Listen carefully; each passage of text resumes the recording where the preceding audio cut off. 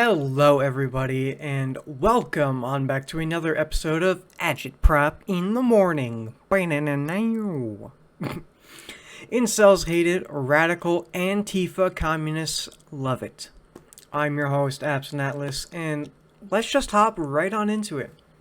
First in the news, Dark Brandon strikes again. Dun dun dun.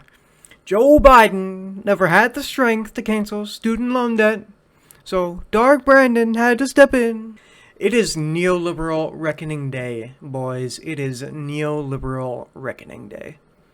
So let's take a little look at the details, right?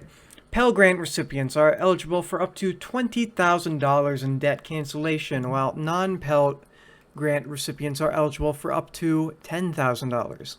The only caveat is that you have to, as an individual, make less than $125,000 a year, or $250,000 a year for married couples, which is the vast majority of the population. At least that, went to college and whatnot. In addition, this order cuts the monthly undergrad loan payments in half, which is massive, because of the rising cost of tuition, combined with the absurd amount of interest people are expected to pay on student loan debt. That has meant that paying for college is a major problem in this country. And people looking to pursue a career that requires a degree are shackled to their student loan debt for over 2 decades on average. But student loan forgiveness should put a massive dent in this problem, and we're nowhere close to free tuition, but this is a great first step. So props to Dark Brandon for sticking it to the establishment. Of course, naturally, a lot of conservatives and neoliberals are in tears over this decision. No! How dare you increase the national debt in order to improve the quality of life of millions of people instead of increasing it in order to line Jeff Bezos' pockets. Such a tragedy, folks. Such a tragedy. What will the radical left do next? Give women rights? Next in the news, it's time to go back to my roots of covering YouTube drama. Except this time, it's not drama between two creators. It's drama between Cory X Kenshin and YouTube itself. And in his latest video, Cory is just samurai slicing and dicing YouTube. So let's get into it. And the reason I'm covering this on, what is supposed to be kind of like a political show is because of the accusations Cory is levying against YouTube in particular. Now, for those of you who don't know Cory Kenshin, I guess I would compare him to Christmas decorations. When they're out, it's a great time of joy and excitement, but they're only around for 3 months out of the year. Basically, he's a beloved YouTuber who plays horror games, but takes, quite a lot of breaks, like hibernating for 9 months out of the year. Anyway, Cory uploaded this video, which made it to the trending page, like most of his content does when he comes back from God knows where. I guess his cave that he hibernates in, but anyway, in this video he talks about how he uploaded a video on the game The Mortuary Assistant, which is a very popular game right now. A lot of other YouTubers have played through it, and essentially what happens is that his video gets age restricted and things escalate from there. So take a listen. August 18th, I uploaded The Mortuary Assistant. A lot of you would know it got age restricted because the following video I did, I let you guys know it got age restricted. YouTube didn't tell me why. I saw that all these other YouTubers were playing The Mortuary Assistant and only my video seemed to be age restricted. And I looked for like an hour, 2 hours. I was scrolling all different types of people's video. No one else's was age restricted. So I appealed the restriction. Hey guys, I'm not sure why mine got age restricted. Could you look into this?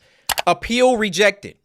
They doubled down. The policy team said, no, Cory, your video is restricted for good reason. We're not going to tell you why, but it's restricted. That's our final decision. I get with my YouTube rep. I send him an email. Hey, could you look at this? This is some weird stuff going on. Only my video got age restricted. My YouTube rep, who isn't on the policy team, he looked at my video and he said, hey, it could possibly be this part at the end. So I looked at that part. The first thing I did was try to find other YouTubers who had that part, or at least a part similar. So I go to Markiplier's Mortuary Assistant Part 3, and he had the same situation going on, and his video wasn't age restricted. So I send the video to my YouTube rep. I say, hey, Markiplier has this situation in his video, but his isn't age restricted. Could you send that to the policy team and see what they say about that? He said, wow, Corey, that's some astute detective work. Let me send this to them and see what they say. They came back and they removed my age restriction. They took it off after they already rejected my appeal. I sent them the clip of Markiplier's video that has the same thing, and they removed it. I expected them to triple down and give Markiplier an age restriction too. But they looked at Mark's video and they used that to verify my innocence.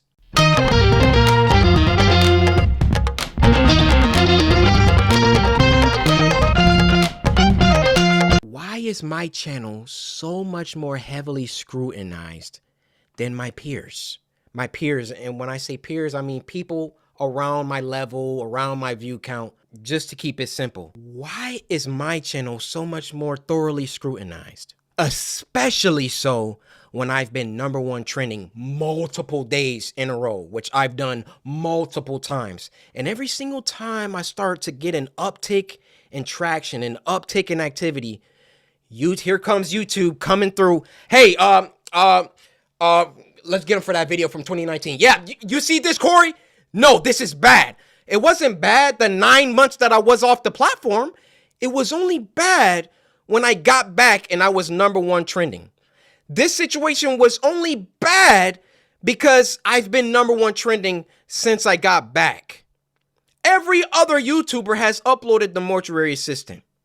And now they're about to start putting in some age restrictions because I called them out on some unfair behavior. Now I realize that when you call someone a racist, that's a very, very serious accusation. And for that matter, how do you expressly prove that someone is a racist? I mean, unless they're spamming the N-word in the chat. How do you really know? And admittedly, I cannot 100% prove that race had everything to do with this. But I can tell you the people on that policy team, those shadow people that are anonymous and get to enact their will however they see fit. How can we be sure that they take a black person's video and a white person's video and it can be the same exact video and they restrict the black person's video but not the white person's video? I feel I've been mistreated for a long time. I mean, even when we hit 10 million subscribers and I was supposed to get my diamond play button and there was no correspondence, these situations always coincide with an uptick of growth. And it always just comes off like we can't let this black guy get too high up. I mean, if I'm wrong, I'm wrong. I'm telling you. That's how it comes off. Now, because Corey is such a large YouTuber, a lot of other YouTubers cover this drama, and a lot of them use the opportunity to call out YouTube's shitty system and how it results in uneven moderation and smaller creators getting fucked over. And I totally agree with all of that and whatnot, you know? The evidence really is there to support those claims. But those YouTubers ultimately fail to address the main claim that, or at least a lot of them, fail to address the main claim that YouTube's system is racist. They either dismissed it as a kind of wild take or didn't want to take a side. So I'm not going to get into the nitty-gritty about how the system works because other YouTubers have completely dissected it, but I want to explain why Corey's conclusion makes sense. People these days just kind of hear the word racism and their brain just kind of shut off. They stop thinking. A lot of people have this belief that racism just kind of stopped affecting people's lives after like the civil rights movement in the 60s. Rats are no longer segregated. 400 years of racism just down the drain. It never existed, guys. So I guess they think that like everyone's now equal. That everything's fine and dandy. People have this idea that if people aren't flat out KKK members then they aren't racist, which is absolutely absurd. Racism still dominates people's lives, not just in the US, but around the world. In order for us to move forward as a society, we have to come to terms with that fact. We have to come to terms with systemic racism. For example, in the United States, the Constitution, written in 1776, And because it was 1776, every single person who helped write the Constitution was a white man. And a lot of these people were also slave owners. Because at this point in time, well, the slave trade has been going on for decades. And you know, people like to argue, well, look, people like Alexander Hamilton didn't want slavery. But whether or not that's true doesn't really matter, because ultimately, people like Alexander Hamilton had to compromise with people who wanted slavery, and only wanted the best for white people when they wrote this Constitution. And so from the very beginning, the US government was biased against black people. And that's just one example of systemic racism. We talk about the economic disadvantages black people face, or the disproportionate rates of violence black people face, or, you know, people of color in general. But understand, whoever writes the rules of this world will be the ones benefiting from said rules, because humans are inherently biased. In the vast majority of cases, humans are biased towards themselves. Now, that was a long tangent, but the point I'm trying to make is that systemic racism exists in just about every facet of society, so it's only logical that YouTube would be impacted by it as well. Finally, I want to give you all an update on the good old Mar-a-Lago situation. They finally decided to release the affidavit. Oh boy, I sure can't wait to read what's inside of this affidavit. Oh, half of it's just fucking okay. I've never really understood the idea of releasing documents with, like, redacted information. You know, like, if you literally have to censor half the fucking document, maybe you should have just kept it classified in the first place. Like, I know they were under immense pressure to release this affidavit. I'm just saying, bro, that's kind of a little weird. It also came out that Trump have over 300 classified documents at Mar-a-Lago, which is kind of wild, but honestly, like, nothing this man does surprises me anymore. Literally, like, Trump could fucking, I don't know, bomb someone's house, and I'd be like, classic Trump. I don't know.